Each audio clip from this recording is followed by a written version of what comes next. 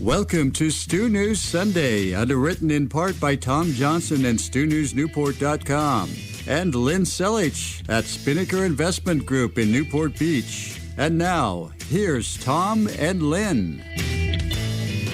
We've got a big show today. We've got a lot of people in the studio. I didn't know we could get that so many people in the studio. It's crammed stem to stern in here. Congratulations. We are also having this recorded. You can go on Costa Mesa Brief and check it all out. So, just to tee that up, radio is not the most fascinating video, but we're going to give it to Barry because he knows what he's doing. That's right. So when I introduce and I say somebody's on my right, I realize if you're driving in the car, you don't care if he's on my right or my left, but you get the point. So I'm doing that for video purposes. Anyway, to my immediate right is Joe Daichendt, who's a partner in ACI. Welcome, Joe. Thank you, Tom. It's glad to be here. It's good to see you, and you're going to be talking about getting those planes up in the air and getting them down and doing it with the least amount of noise you can and making people happy and everything. And we'll get back to you in just a minute. And then we have from volleyball fame, no volleyball fame here, but Sue Dvorak. And Sue is with Citizens Against Airport Noise and Pollution. Welcome. Thank you. Thank you for having us. It's good to have you here. And then we have Dr. Wade Smith, medical oncologist. Good to have you here. Talk about some of the issues on maybe how it's affecting our health and things like that. And then we were lucky enough to snag Katrina Foley, our mayor from Costa Mesa, on her way out. And I might as well give a plug because I know we're not supposed to get political here and everything like that, but I would be remiss if I didn't say Katrina is not only the mayor of Costa Mesa, but she has thrown her hat in the ring as for the state Senate campaign locally. And we're not going to make this a political show on that, but I didn't want people just an FYI. Just factual. Just an FYI. Yeah. So let's throw this out there. Joe, you are part of ACI, and ACI is on the campus of John Wayne Airport with a nice facility and everything there. Talk to me about what you're up to these days and some of the things that are moving ahead with ACI in the airport right now. Sure. If I can take a step back and, looking back 11, 12 years ago was my first entrance in the John Wayne Airport. I was not a pilot. I was actually flying backwards on a Southwest airplane. If you remember the middle seat, right, sitting backwards on one of those airlines. And I looked out the window and I saw a small business aircraft and two gentlemen climbing into it. So that was the moment, Tom, that just opened up the magic of aviation for me. Okay. So I always wanted to fly. I learned to fly at John Wayne Airport. Really, really proud of this airport. But the facilities that were there 12 years ago were the same facilities that were there 12 years prior. And they're the same ones that are here today. And so that's what's bringing the General Aviation Improvement Program forward. It's time to modernize the airport. That being said, there is a plethora of issues that have kind of come out of this. And some have relation to the GAIP and some do not. For example, the commercial air carriers. Everything that's happening at the airport and the county board has nothing to do with the commercial carriers. And yet, I think that's a subject we're going to talk about here shortly, is noise. So it's a neat airport. Really proud of it. I think everyone who works there is proud of that airport. I think the passengers in Orange County that move through it can experience and feel the convenience of it, both on the commercial side and on the private business side. So correct me if I'm wrong. So there's basically two different parts to the airport when we talk about the planes themselves. The commercial, that is the stuff you buy a ticket on Southwest, you buy a ticket on Alaska, whatever, you go down, you park your car, you check in, you take your luggage in, boom, you fly away. Yep. Then there's General Aviation, which is the small aircraft that you see a lot of takeoff and landings, of people practicing out there, or maybe you have a buddy that owns a plane or whatever and flies you over to Catalina for the day and you go over there and have lunch. Am I correct in that for the most part? You're exactly right. Everything that a commercial aircraft needs, from fuel, luggage, catering, the private aircraft, the general aviation aircraft also need that. So that's what companies like ACI Jet provide. There's two providers on the field, and we service a wide range of all those GA aircraft. Okay. Sue, Oh, go ahead, Lynn. No, I was just going to say, before I forget, because you know how I am, sometimes it just comes into my head, is that I'd like to ask Mayor Foley when we get done with introductions a little bit about what happened the other day. I don't know if you know very much about that fire that occurred and the blackout and all that. Well, I was just going to say something, so I'll tee that up for you. Okay. But I'm not the one to ask because I don't know. No, the interesting part of what happened at John Wayne Airport the last few days is there was a major power outage by Edison that knocked out service throughout, I think it was Irvine and some of Newport Beach, knocked out John Wayne Airport. John Wayne Airport didn't operate. It was actually closed down for a couple of days. And I understand, Sue, you had the biggest smile on your face for those several days because it was quiet in your neighborhood. Is that right? Yeah, it was quiet for one day. Yeah, it was really spectacular for us living near the airport. Yes. Okay, so I wish it was like that every day. Well, you're with Citizens Against Airport Noise and Pollution. Mm-hmm. Tell us about your group, and tell us what some of the issues you're fighting right now. So my group, we refer to ourselves as CAANP, CAANP, and we were formed about 2 years ago after the implementation of the NextGen Metroplex project, which was a project of the FAA. And what that did was it narrowed the flight path.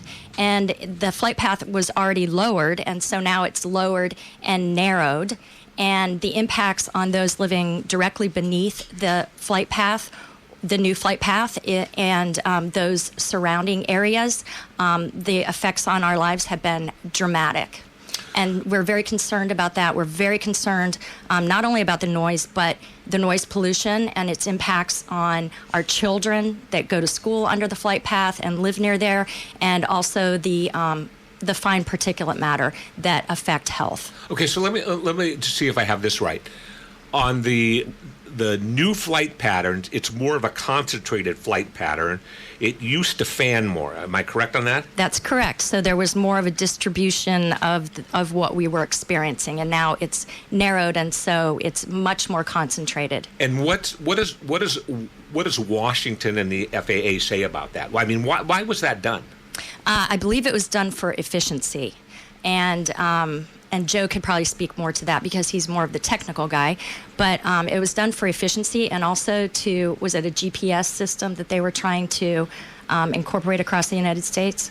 Correct. I think the quickest explanation is saying it's moved from a old ground-based navigation system to a GPS satellite-based navigation system, which creates a lot more flexibility.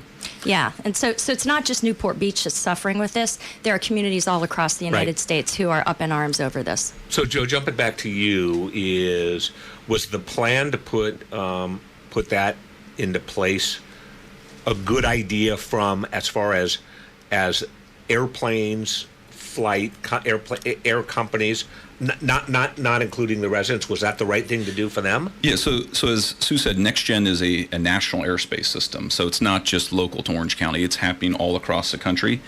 And on the whole, it's a great idea. It really is. Cars and people have been using GPS far before planes ever did. And so there's a lot of uniqueness. And I describe it like this. There's highways in the sky.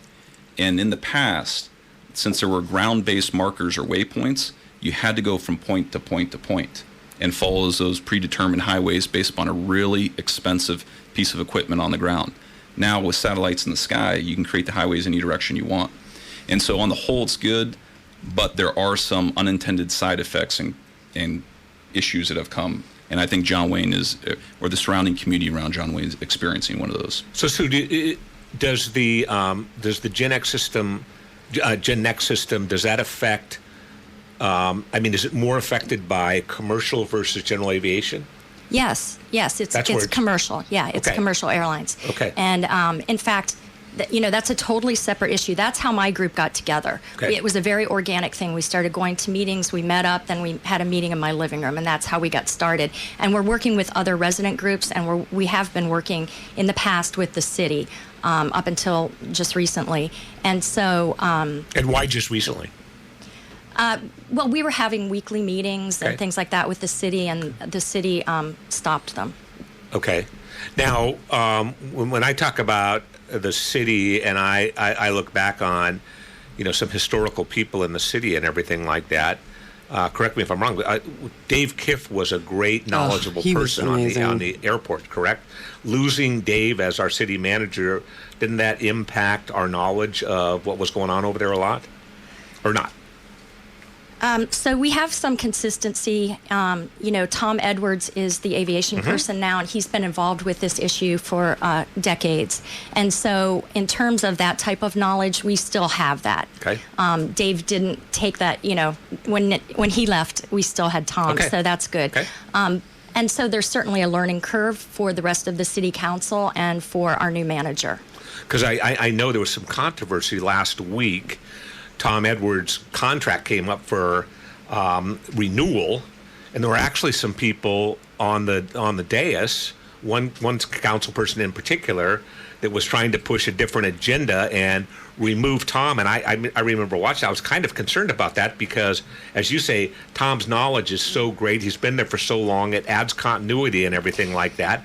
And I believe the discussion there was, well, couldn't just a pilot just go in there and kind of handle the same thing? My take on the discussion was that, Tom is certainly an important person in this city, and it's important to have him here. I think what it was Councilman Muldoon was saying was that we need some more expertise in terms of aviation, so when we go in the room to discuss what's going on with the GAIP, it's not just our city council members in there. It's not just somebody with historical knowledge in there. It's somebody who has aviation experience and knowledge or land use planning, because what you have to understand is that the County of Orange has airport experts, aviation experts, land use experts on their side, and we don't. We have our city attorney, we have our council members, and I think what Muldoon was saying is that we need more expertise in the room, and on that I would agree. Okay.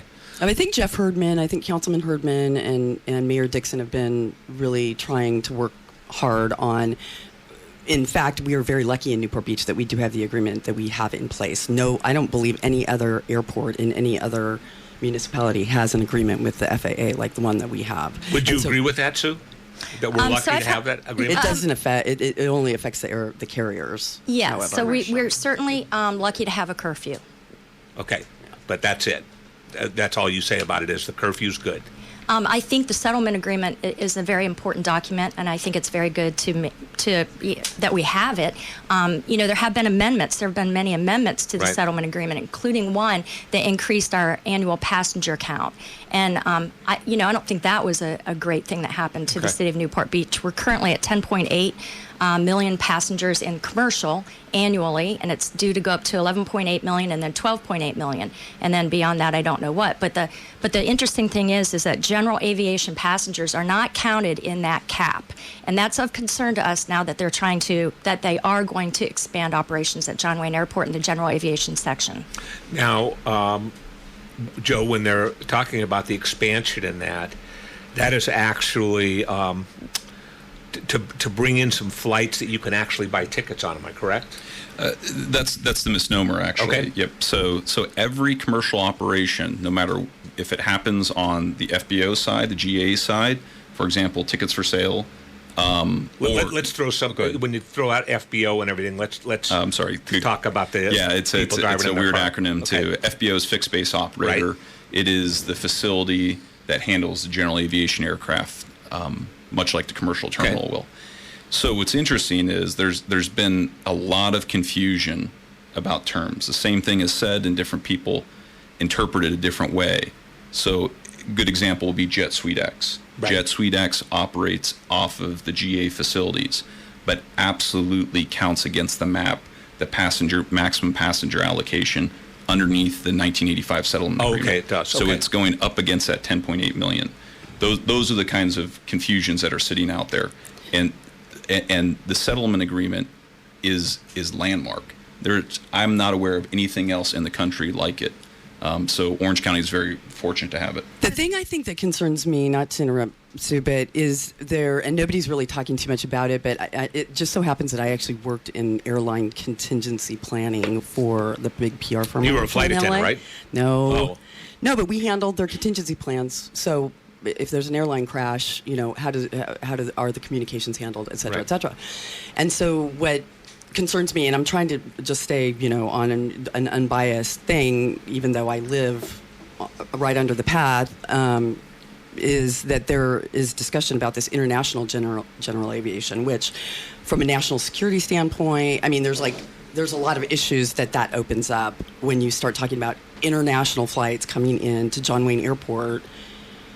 How do we handle the security on that? Yep, it's because great. There's barely any security at the general aviation as it is. And that's one of the benefits.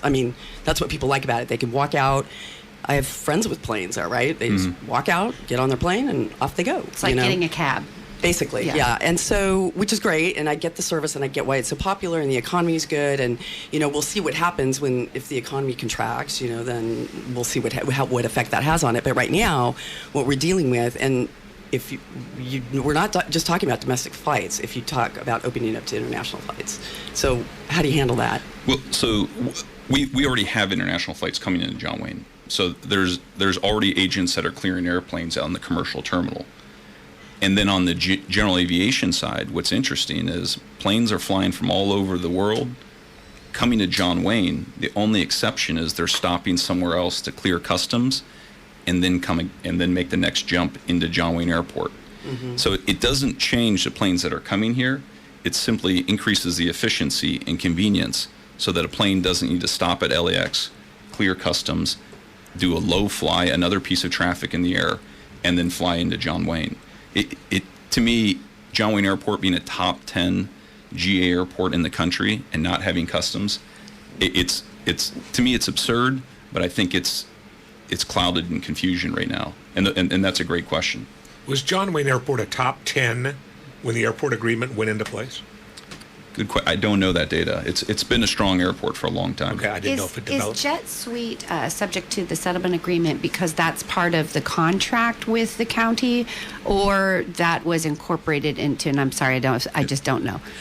The settlement agreement actually catches it. Okay. So it's really interesting. I'll bring up another company, not to cause too much confusion. There's a company called JetSmarter. So JetSmarter is often touted or referred to as the Uber of the skies. Right. Just to be clear, if you download the JetSmarter app and book a seat on there, that would trigger a commercial operation, and normally it can operate out of every other airport. It's just our settlement agreement precludes that. It's saying if you do that, we're going to count that against the map. And to my knowledge, there's never been an application to the airport admin for JetSmarter to come in and operate at John Wayne. I personally, and again, I'll stress personally, I'm not a fan of that program. I don't like a lot of pieces of it. You can just read the press, and they've had a ton of issues. Very different than Jet Suite X. Joe, my understanding is that in general aviation, that if those particular companies, those jet companies, don't publish their schedules, they're counted as general aviation, and therefore their passengers are not counted in the map. If they have published schedules, like commercial airlines do, that's why Jet Suite X is considered commercial. But they're flying out of the general aviation section because the County Board of Supervisors approved that. They really should be in the commercial section. So that comes with a security issue. There's something called CETA, which is a higher level of security. So the commercial operators, the commercial airplanes are leaving a CETA area, they must arrive in a CETA. Then there's non-CETA. It is a lower threshold. If you leave a non-CETA, you need to return to a non-CETA. So it's not possible for Jet Suite X to operate out of the terminal. But is that accurate, what Sue was just saying about if you have published your schedule, then you count towards the cap, but if you have not published your schedule, then they're not counting those passengers? I guess there's a problem with the question, because if you aren't publishing the schedule and putting the seats out for hire, how are people even buying them? So I'm not aware of any operator that can secretly go sell seats but not publish anything. General aviation is not, if they're in the general aviation section, those passengers are not counted in the annual map. Oh, correct. General aviation is not part of the map. That's what I think that's what the question was. Yeah. And you were carving out Jet Suite as an exception. As an exception. But this is no different than 1985 when it went into place. It anticipated that those passengers weren't counted either. Okay, here's what we're going to do. Hang on. I'm going to jump in here, Lynn. I know you're good. And we still haven't heard from Dr. Smith, so we're going to come back and talk to Dr. Smith here in a sec. We have a bunch of people in the studio. We're talking about the airport. We have Joe Daichendt from, he's a partner in ACI. We have Sue Dvorak from Citizens Against Airport Noise and Pollution. We have Dr. Wade Smith, a medical oncologist. We have Katrina Foley, the mayor of Costa Mesa. We have Lynn. We have Tom Johnson. We have the Ripper in here. And we're going to come back after this break with more of Stu News Sunday and talk about airplanes. Come on back. We're back with Stu News Sunday. I'm Tom Johnson, along with Lynn Selich. Good morning, Lynn. Good morning, Tom. Okay, we're talking about John Wayne Airport. One of the people that we're fortunate enough to have in today is Dr. Wade Smith. And you're a medical oncologist. And oncologists are, that's kind of that bad name that's the doctor you unfortunately don't want to visit because you know you're potentially looking at trouble.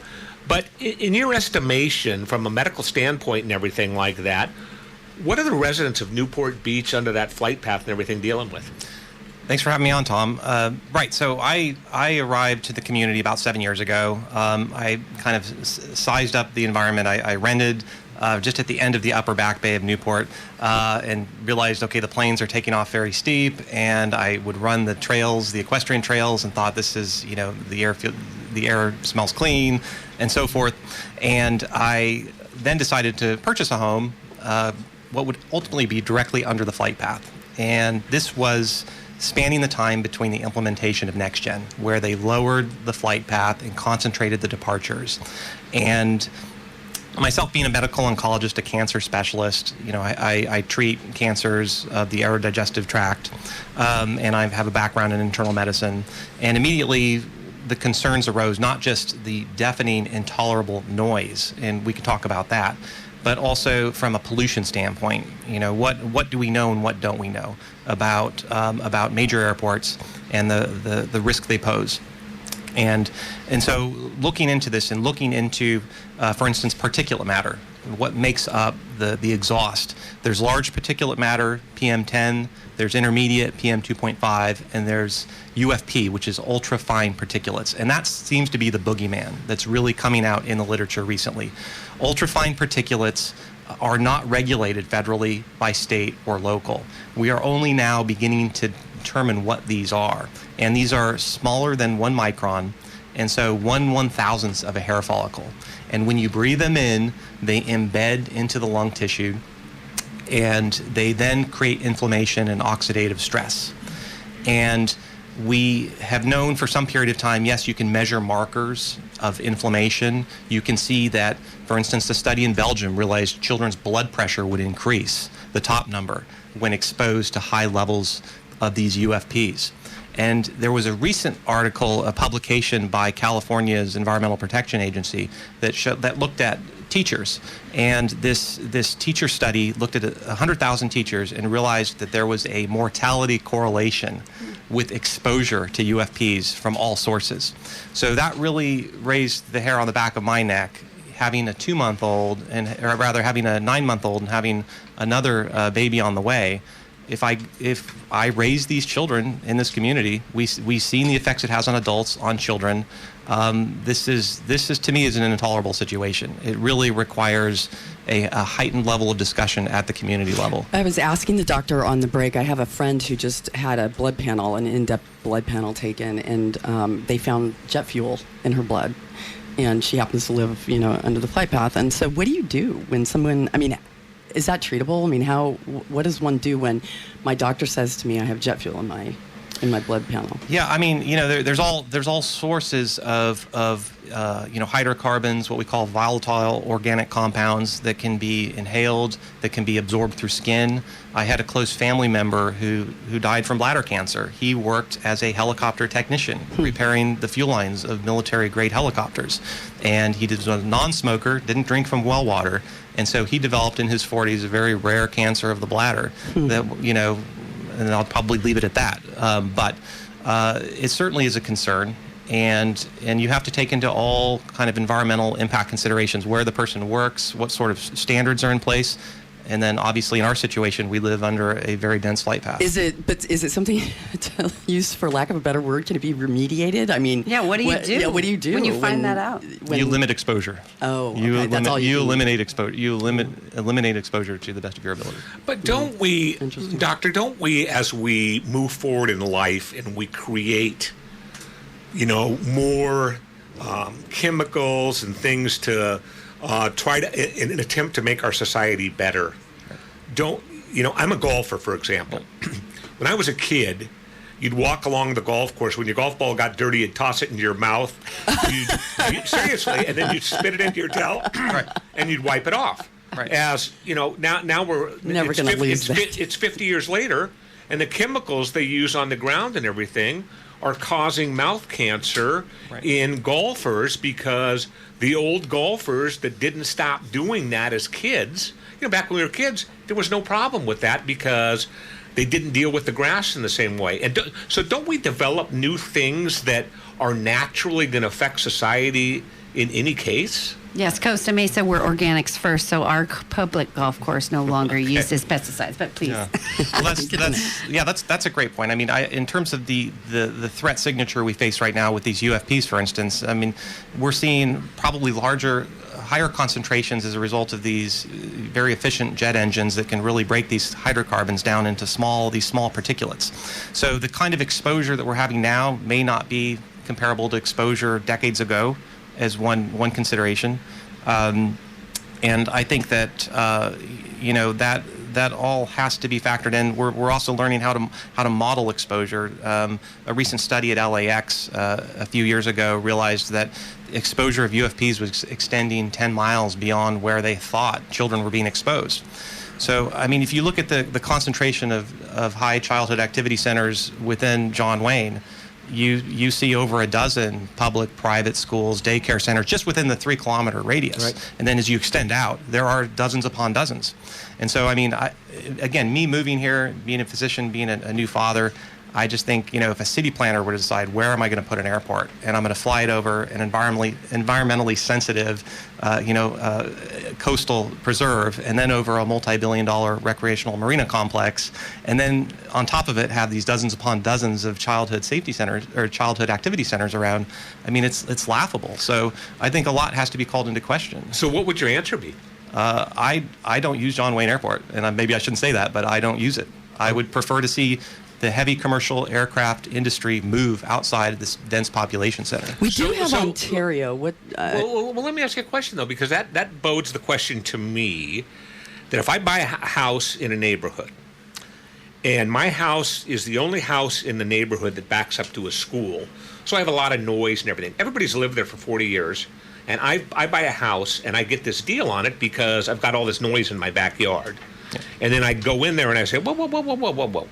These kids are too noisy. I want the school moved out. Isn't there some of that, though? I mean, you said you've been here for 7 years. Yeah, right. So I think that's right. You're determining the difference between real nuisance and real endangerment. And I think that if we're now recognizing a level of endangerment, particularly it's affecting children. Children don't have a voice when their parents move them into a community. The community has to decide: are you going to start taking the action of condemning or modifying or taking measures, or are you going to eliminate the noxious stimulus? Good point. Right. So, growing up in LA, we had to take smog days when the smog got so bad we couldn't go out on the playground. They had to modify our behavior. Yeah. So, assuming that there's not support to eliminate John Wayne Airport and any flights there. I mean, because I think that's the reality that we have to deal with. Not everybody is going to take the choice of not flying out of John Wayne. So, assuming that, what are, if anything, some things both that can be done at the airport to reduce the pollution and by people living under and recreating under the flight path? Is there anything that can be done that you know of? Well, for one, I mean, I think a lead up to that presupposition is I think there needs to be more debate. I think within the community there needs to be more debate that's happening, beyond city council and the county supervisors. I think there needs to be more discussion, that people are really made aware of what the dangers are. And we're at this, I think, an inflection point where we're implementing this GAIP. We're committing $40 million upgrade to the airport. Speak now or forever hold your silence. I mean, we have voices that have not been heard. And people who are living under this condensed flight path, it is intolerable in certain locations. So there's really no bit of good advice to give these people or the schools within the immediate vicinity. Right.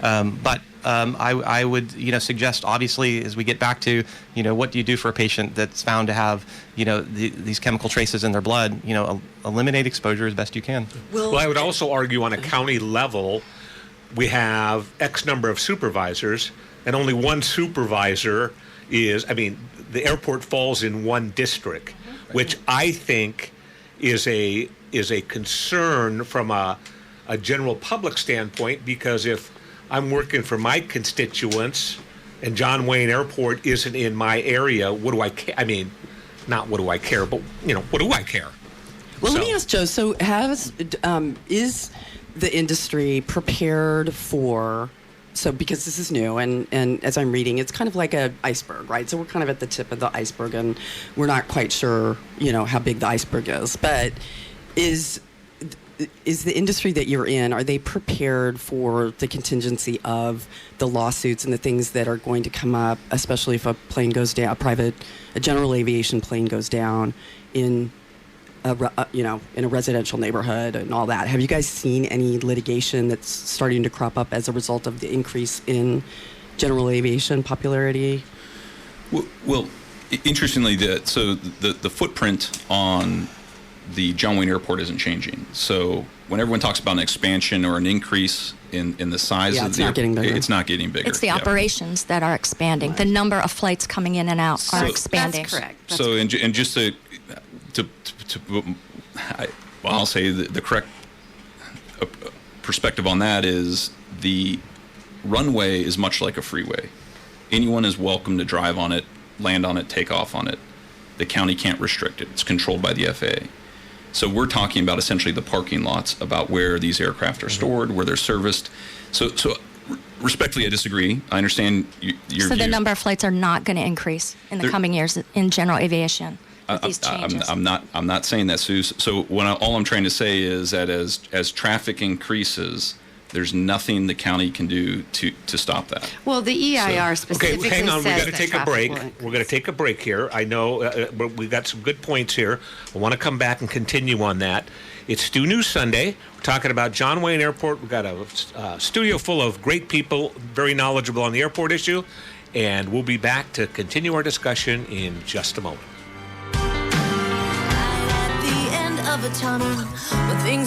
We're back, Stu News Sunday, talking about John Wayne Airport.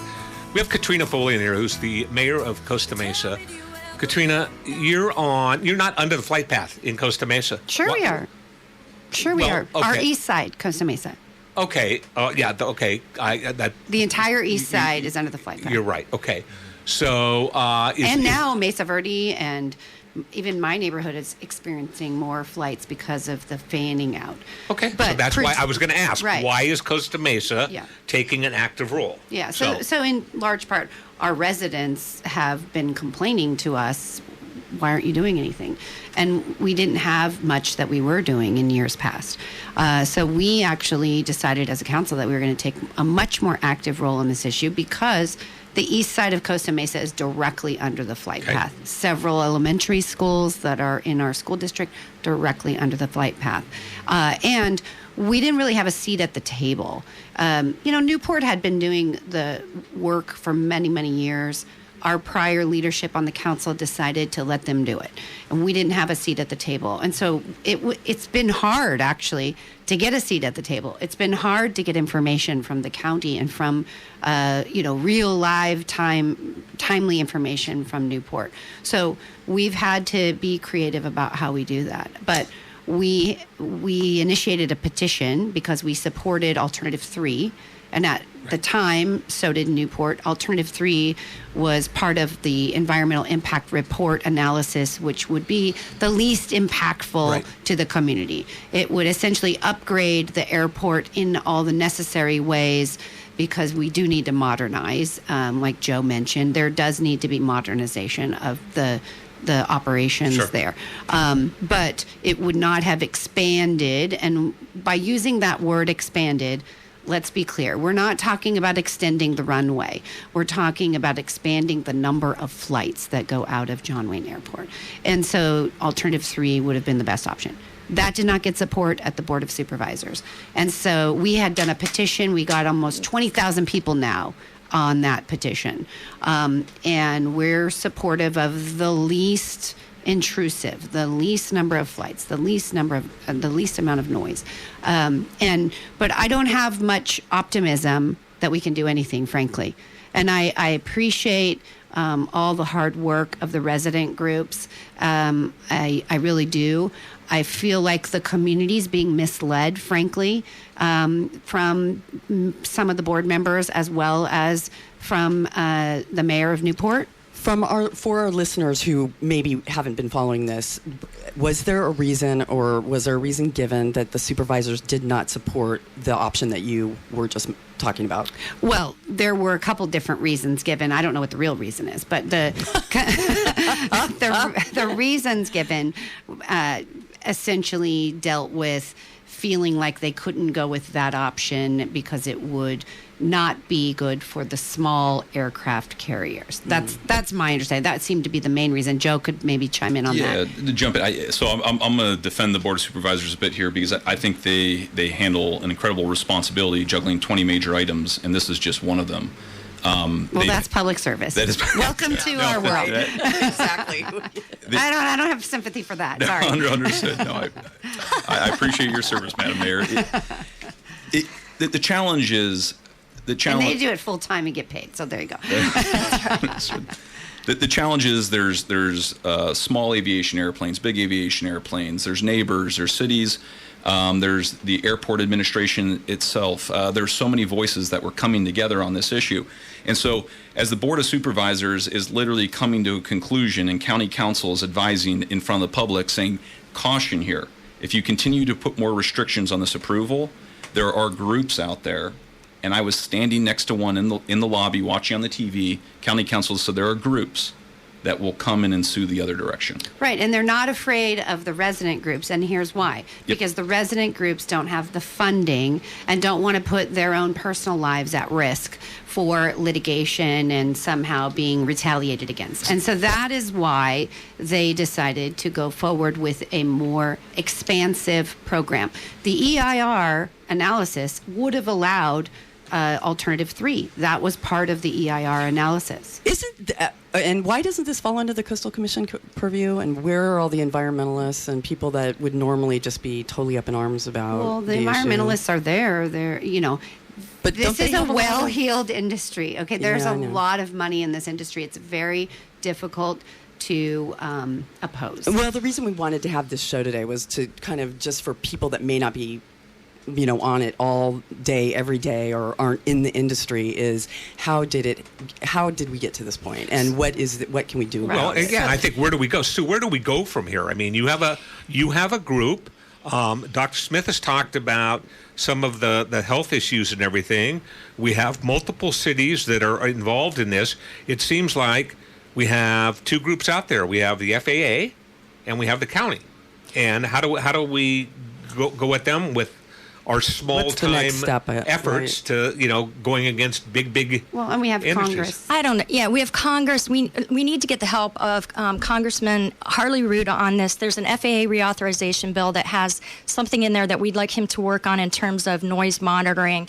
We have asked Cotty Petrie Norris, who's our assemblywoman, to bring money back to the district for pollution studies. The Back Bay Conservancy is part state, part county owned. We want to know what the impacts are on our environment. We want to be part of the RFP process, which is where the county puts the contract out to bid for people like Joe to bid on that FBO contract, fixed base operator contract. We're doing that. But ultimately, I have lost hope in the last couple years in this issue, in in that the county is not going to protect us or support us. They haven't done any environmental studies of any note at all. Our city did one 10 years ago, but it wasn't on the ultrafine particulate matter, the little tiny pieces that really cause health effects. I don't know why they're not doing those studies, because this is directly affecting the health and well-being of their constituents. As residents, we're going to try to raise the money. It's $100,000 to get the study done that we need to get done back there. But it sure would be nice if some of our representatives would step up and do the right thing. Do we know what impact this may or may not have on our tourism industry? I mean, I know... Okay. Yeah, okay. Yeah. So tourism, I have the Indy here. So that's another issue, because we have Visit Newport, which is a marketing firm which brings tourists in. Now, what they're doing is expanding their marketing into international markets. And if the city of Newport Beach is being honest about not wanting this international terminal, as they have claimed that they don't want, I don't know why they keep upping this marketing contract with Visit Newport. We had 7.2 or 7.1 million visitors to Newport Beach last year, 50 million to Orange County last year, and I just don't understand the dichotomy there, where the city is saying we don't want this international terminal, yet they're bringing in more and more international visitors and business. So. It just is an anecdotal. I walk Balboa Island every day, maybe sometimes twice a day, and I was walking by. There's a lot of rentals right now, right? The economy is good. A lot of people are renting out their homes, and a plane was going overhead, and everybody quits talking because you can't even hear yourself think. And so I just heard these people that were from obviously out of state, and they were like, I wonder how the people who live here deal with that all the time. And I was like, I can tell you, but. So, the reality of it that we have to live with day in and day out, I've actually considered moving, because it really is grinding on your nerves. And I put an offer on a house yesterday in Katrina Foley's community. There you go. All right. I think just jumping back for a second, because I want to throw something out there is, and I need to be upfront on this. My daughter actually runs. She's the CEO of Visit Laguna Beach. She just got back from England, Scotland, and Ireland, trying to increase tourism into Laguna Beach. But the fact of the matter is these different people, whether it's Gary Sherwin or Ashley Raines down in Laguna Beach or whatever, I mean, their job is to bring in tourists. So they're looking at the low-hanging fruit. And when you get these TV shows and everything like that are popular in other countries, and they want to come to Orange County and everything, it's the easy stuff to go after. And then in our own communities, you have to realize that if we don't do something to bring in outside people to our communities, our restaurants will go away, our shopping centers will go away, and we don't possibly have enough people in each of the communities to fill our restaurants. Anyway, this is a huge discussion. I would like to see this just be maybe the first time we get together. I'd like to see us do this a couple of more times. Katrina, you want to throw one more thing out there? I agree with you on the tourism. I mean, we need the tourism for our revenue. But here's what bothers me is that the misinformation that's coming out. The RFP process, we had a meeting with the county just this last week, our city staff and myself and Councilmember Marr, and the RFP process is not going to be the end-all to solve what are the concerns of the residents. There is nothing that we can do with regard to restricting the hours of operation, with regard to restricting the flights through the RFP process. So let's just be honest about that. The other thing is, it's time that Congress starts focusing on helping to find the funding for technology improvements in partnership with the airline industry. Quieter planes. To make the planes not just quieter, but less pollutant. Do you agree with that, Joe? Yeah, and I think it's happening. I mean, looking at where engine propulsion was 10 years ago to where it is today, I mean, hybrid technology is coming out, electric aircraft, it just no different than vehicles. Okay, unfortunately, we're up against the top of the hour. If people want to get involved, who should they be writing? Sue, I'll go to you.